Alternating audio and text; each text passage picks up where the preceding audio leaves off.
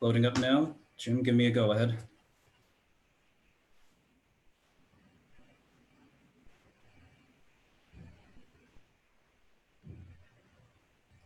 All right, we're live. All right, countdown.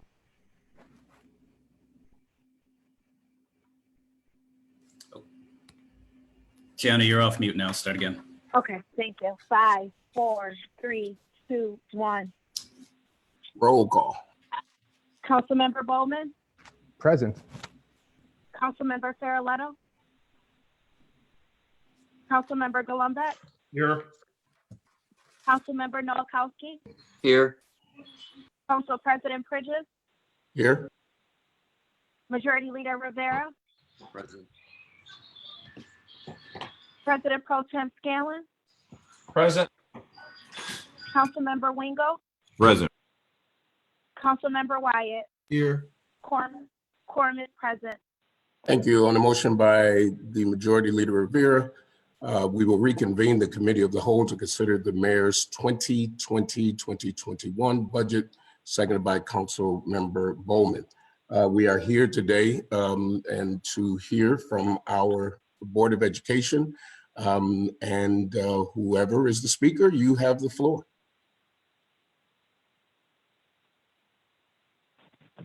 Dr. K, would that be you or will it be Mr. Pritchard? Yeah, Will Carestis is here, and Jeff Pritchard, our CFO, will begin the presentation. Okay, good morning, council members. This is Jeffrey Pritchard. I'm the CFO for the Buffalo Board of Education. Welcome. Normally, we typically would have a separate presentation that we would bring and present to the council. This year is a little bit different. We've not yet presented our budget to our own board yet. So essentially, I'm just going to go through briefly the Board of Education packet that is part of the mayor's budget and kind of go over some of the highlights. And then, ask for any questions that you may have. Typically in the past, when we could do this in person, we would bring several of our cabinet members who can answer, a lot of the questions on the programs and some specifics that I might not be able to do. We'll try to answer your questions as best we can. But we also have to understand that we're still, as the city is, in sort of an uncertain time. We've created our budget based on the adopted state budget. And we know that there's the possibility after April, again after June, and then again after December for the state to revise state aid, most likely downward. We also know that there is hopefully a high probability of additional federal disaster aid as they continue to work on additional stimulus packages. Our budget is based on the original adopted state budget, we will wait. We will see ultimately what happens when the governor, I believe, is set to announce in the next couple of weeks if there are going to be revisions in state aid to school districts, so along with other localities. As you probably know, we're primarily, I think we're about 80 to 85% state aided. So, as goes the state, so goes the Board of Ed. So our budget, the budget that we have now is what we call our survivable budget. And this budget essentially keeps all the services that we're doing now pretty much intact. That there are, in order to balance the budget this year, we had to, we started out with a roughly $90 million deficit that we had to balance. So we did that through the use of carrying over unspent dollars from the 1920 budget, also using some fund balance, and then also making some reductions. So, we do have some reductions that are in the planning process right now. We're still working on those plans on exactly where that might be. So that may be some staff, overtime. There may be some contracts or other vendor spending that we have to reduce. And those are incorporated into our budget, and the details of how that'll all be done are still being worked on. So I'm going to jump right into the budget document. So the version that I have, Board of Ed, starts on page 354. Page 355, 356, and 357 shows the grants. These are the state and federal and some local grants that the district receives roughly every year. The total amount of grant funding is about $106 million for the 2021 budget. This number on the budget document, it compares to $123.5 million in the 1920 year. This is pretty common. It's not the actual total amount of grant funding is not yet finalized. So I suspect that $105 million, by the time we get later on in the year, will probably be closer to $120 million again. The only significant grants at this point that are set to expire are some of the receivership and the community schools grants. And those grants have been carrying forward for a couple years now. And it's quite possible we will get to carry them over again, because I don't believe that we've spent all the dollars on them. And we're reaching out to the state education department right now to find out if we can carry over unspent funds. So I think some guidance may have just been released or is being released shortly on that. So that's the grant piece. The next page, 358, outlines our general fund expenditures by functional category. So that's basically the roughly it aligns with our departments and some of the other major spending. You'll see at the bottom the 1920 budget. So the current year budget that we are in right now, $927.4 million. Our budget next year is projected to increase to $954.7 million. So that's roughly it's a $27.3 million increase, or about 2.9%. The drivers of that, there's a handful of them. Our transportation, we issued an RFP for yellow bus services, and that contract is about $8.8 million higher than it was in 1920. Salaries and benefits in total, which are part of a lot of these different lines, are up about $11.9 million, or 2.3%, while charter tuition is up about $4.3 million, or 3.2%. Other items that are increasing in our plant division, that's up about $2 million, and that's primarily due to the full year of our new Emerson, the Huron Street facility that we just opened up a couple months ago. So we will have 12 months of rent included in there, and that's the primary driver of that plant division function code 1620 increase. Other bigger increases, it's really looking at teaching regular school, 2110, 2124 is charter schools, 2250 teaching handicapped school age, that's special education. Those areas are all increasing. I mentioned the contract transportation, number 5540, and medical and hospital insurance, 9060. So that's increasing about $3.5 million. The increase is actually a little bit higher than we anticipated, but we expect with the coronavirus is causing a lot of routine procedures and things like that to be delayed, and we expect to have a bit of a spike next year. So that's really what's driving the increase in health insurance.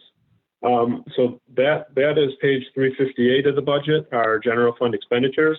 On the next page 359, we outline the general fund revenues. And this is where we have some variability compared to the 1920 budget. So few of the things in here to note, and actually it's not shown in here because some of these lines get lumped together, but our state aid in total is actually down 46.4 million, or about 5.9%. And what the state has done is that the Federal CARES Act stimulus, and there's another stimulus component that the governors have to allocate towards education. The state had made a $29.6 million reduction in our state aid and backfilled it with federal aid of $29.6 million. So you don't see that on here because it's actually lumped into the state number here because it shows up on the state aid run. But essentially, again, as I mentioned, our state aid is dropping 46.4 million, and then is offset by about 29.6 million in federal aid. We also have a reduction in sales tax. Right now, the reduction in sales tax that we have in our budget is it's roughly about a 10 or 11% decline from the projected revenue that we had in the 1920 year, which is we were projecting to be substantially over budget in 1920. That's why the decline, it's only a decline on a budgetary basis of 3 million, but it's probably closer to 6 million is the actual decline, based on projections. The other big components that we have in here, which is really in large part how we were able to balance, the district is planning on, we're projecting a $30 million surplus in the 1920 year. That surplus is in large part due to the shuttering of our physical school program. So transportation costs of about $15 million that we had anticipated spending, we will not. And that 15 million that's roughly half of what we expect the surplus to be. We also have a projected reduction in health insurance expenditures. We're self-insured, and a lot of folks aren't able to do routine procedures, appointments, and things like that. So all of those billings are they're not happening right now, and we're looking at a reduced health insurance spend. We are continuing to pay nearly all of our employees their regular base wages, but employees that worked overtime, a lot of the overtime is no longer being done. So we're looking at savings in overtime. So essentially about a $30 million carryover of unspent dollars from 1920, we plan to allocate into the 2021 budget. We are additionally using $20 million in fund balance. So in total, 30 million and 20 million, $50 million in fund balance is part of our budget at this time. And again, these revenue numbers, particularly the state numbers, are based on the state aid runs. So this could change in May. Again, it could change in July, and then after December. At each one of these periods, the governor has the ability to revise state aid allocated to schools and municipalities based on actual state results. So we don't know what these are yet. We hope that if there are reductions, they will be offset in large part by federal aid, but we do not know. And we may be in several weeks revising our budget accordingly for new information that gets presented to us. So that's the general fund revenues. Page 360 is the final page in here, and this is our food service budget. So the revenues and expenditures are on the same page. On a budgetary basis, it's not a significant increase. Looking compared to the 18-19 actual, the increase really is the projected expansion of our commissary facility. So it's not happening in the 1920 year, but we are anticipating that we may start encumbering for some replacement equipment and things like that to the tune of, I think, about $2.7 million. But otherwise, the food service program, which is separately funded primarily through federal federal aid is projected to projected to continue next year. So that really, in a nutshell, is our budget presentation at this time. And again, this is what we call our survivable budget. It maintains from the level of services that we're doing now almost intact. It does utilize fund balance, does utilize savings from the current fiscal year, but it allows us to keep our schools open when they do open, and provide a similar level of service that we have in the last several years. So that's basically our presentation on our budget at this time. Dr. Crestes, did you have anything you'd like to add? Thank you, Jeff, for that presentation. Only one thing on behalf of Dr. Cash. He did want me to mention that if after today any of the members have specific questions or something comes to mind, or even if you'd like a deeper dive into any aspect of the budget, just reach out to me and I'll connect you with Jeff, set something up at your convenience. Thank you, sir. And we have been joined by Lou Petrucci from the Board of Education. Just a quick question, and it deals with summer school and whether is that in this budget for this summer if the pause is lifted? Yeah, this is Jeff again. Summer school right now. So we have in our budget a roughly a similar cost program for summer school because the 2021 budget is effective July 1st. So any of the summer programming would be part of that budget. So we right now, I believe, are trying to determine what summer school is going to look like this year. And that may be another area that needs to be revised, and depending on how many students and what type of program we have to implement. Thank and you, we're sir. still waiting, I know, on the governor to. I think the governor was going to make an announcement on how he anticipated or how they anticipate the summer programming to work this year. Thank you, sir. Council members, any questions for Board of Education? Councilmember Nowakowski. Thank you, Mr. President. I just have a quick question. You did state that there is $20 million that you're taking in fund balance to buffer shortfalls in the budget. How large is your fund balance? So right now, as of our June 2016 audit, the fund balance was approximately $223.6 million. And utilizing the 20 million, then would bring it down to around 200. Thank you. Any other council members? All right, seeing none. Thank you for everything that you all are doing. My last two children are a part of Buffalo Public Schools, and the transition was tough on teachers, but they really are pressing their way with the virtual classrooms, the picking up of the computers. I know that, this was not expected, but I can't say enough about how the teachers and the administrators really pulled together and made us all teachers at home, and even helping parents to be able to understand. And I know it's greatly appreciated by many parents.